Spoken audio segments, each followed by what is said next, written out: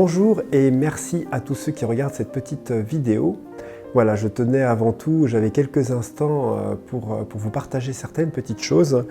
Et d'abord, je voulais vous remercier pour toutes les propositions, les suggestions qui ont été faites lors de la dernière vidéo, enfin en tout cas une des dernières vidéos, qui était la vidéo des 10 000 abonnés, où je vous ai proposé de me donner un petit peu les différents sujets que vous aimeriez que j'aborde. Et je profitais de cette petite vidéo pour en aborder un.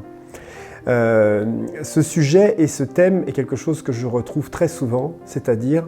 dans la recherche de paix, dans les pratiques que l'on fait, que ce soit nos pratiques quotidiennes, les pratiques en formation,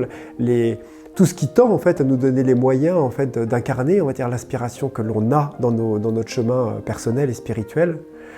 amène généralement à penser que nous allons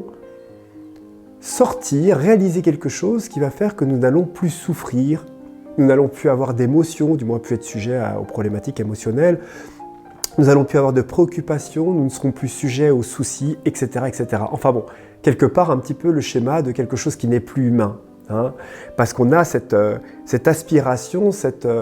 on va dire cette tension des fois d'aspirer à quelque chose d'autre, comme une sorte d'idéal en fait,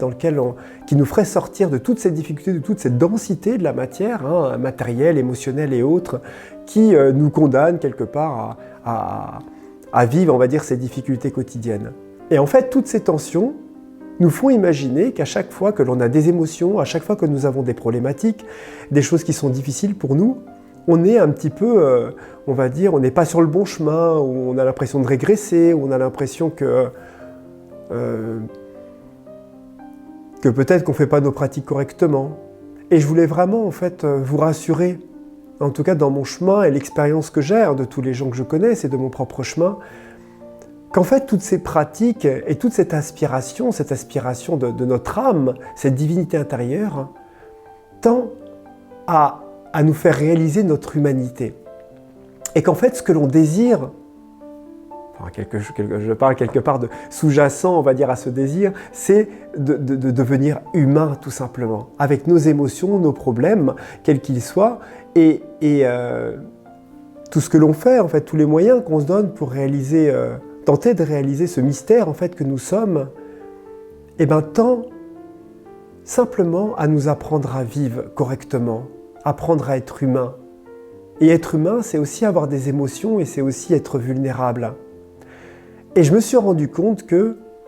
bien que j'avais aussi cette vision à une certaine époque d'une tension à toujours sortir, à être au-delà, au-dessus, plus profond, quelque chose qui est vrai d'un certain point de vue, dans une certaine réalisation intérieure, en même temps que nous allons dans la profondeur, que nous allons dans l'altitude et que nous trouvons un certain détachement, en même temps, cet être qui vibre, cette personne douée d'émotions, devient de plus en plus vulnérable, devient de plus en plus à l'écoute, devient de plus en plus sensible. Ce qui veut dire que nous devenons, au fur et à mesure du temps, beaucoup plus humains, en fait, tout simplement. Et que ce n'est pas du tout une extraction de la conscience, je parle d'un chemin spirituel, n'est pas du tout une extraction de la conscience, une dissociation de ce que nous sommes en tant que petite personne, c'est un accueil profond de notre vulnérabilité, de notre réalité vibratoire dans tous ses aspects. Donc ce qui implique que nous continuons à souffrir, nous continuons à avoir des préoccupations, des soucis, des difficultés. Ce n'est pas pour autant qu'il n'y a pas des problématiques qui nous arrivent par la poste, ou des mauvaises nouvelles, ou des amis qui nous touchent profondément, ou des choses qui vont nous affecter aussi intérieurement. Voire même, je dirais qu'on devient de plus en plus sensible en fait, à tout ce qui nous touche. C'est vraiment une descente véritablement dans le cœur. Et quand on parle du cœur, et je montre comme ça le cœur, on sait que effectivement cette partie-là est aussi une porte de l'émotionnel. Vraiment cette partie, on va dire, émotionnelle qui nous touche. Et c'est souvent pour ça que je dis qu'on ne peut pas descendre dans le cœur si on ne descend pas dans l'émotionnel. Alors bien sûr, on peut toucher à des espaces d'arrière-plan, on peut toucher à des espaces de notre réalité en tant qu'esprit, en se détachant profondément de ça, en observant, en se retrouvant dans une conscience témoin qui n'est pas affectée, parce que nous avons aussi cette partie-là en nous. Mais si l'on veut, et ça c'est mon expérience, vraiment descendre dans le cœur, vraiment toucher quelque chose qui est vivant, qui est humain, on est obligé de descendre profondément dans notre émotionnel et dans notre vulnérabilité. Et vous savez, bien qu'on ne s'en rende pas compte comme ça, on a beaucoup de références sur les maîtres, les guides, les enseignants, les formateurs, etc. etc. Et il y a beaucoup en fait de maîtres qui ont témoigné de leur tristesse, de leurs difficultés, de leurs frustrations, ou même après certains darshan, même après certains enseignements, et des maîtres qui ont eu des millions et des dizaines de milliers de disciples se retrouvaient à pleurer dans leur chambre après, en se demandant s'ils étaient, en étant touchés par la grâce qui les accompagnait, en étant touchés par les gens aussi qu'ils accompagnaient, en se remettant aussi en question profondément, à chaque instant, de ce qu'ils partageaient, de ce qu'ils transmettaient. Et nul n'est exempt de ça, et que quand on est sur le chemin comme ça, quand on est sincère, quand on tente d'être authentique avec soi, hein, je parle vraiment d'être avec soi-même, hein, sincère et authentique, engagé sur un chemin qui tend à révéler ce qu'il y a de plus beau en nous, eh ben, on est obligé de toucher à cette corde sensible. Et si je vous dis ça, pour conclure, c'est vraiment pour vous dire qu'il ne faut pas chercher à sortir et d'être dans le déni de ces émotions, de tout ce qui nous traverse, de tout ce qui est difficile, mais apprendre à l'accueillir et à accepter ça comme étant une réalité vibratoire du jeu de la création. Et que si on accueille profondément et que si on accepte cette réalité,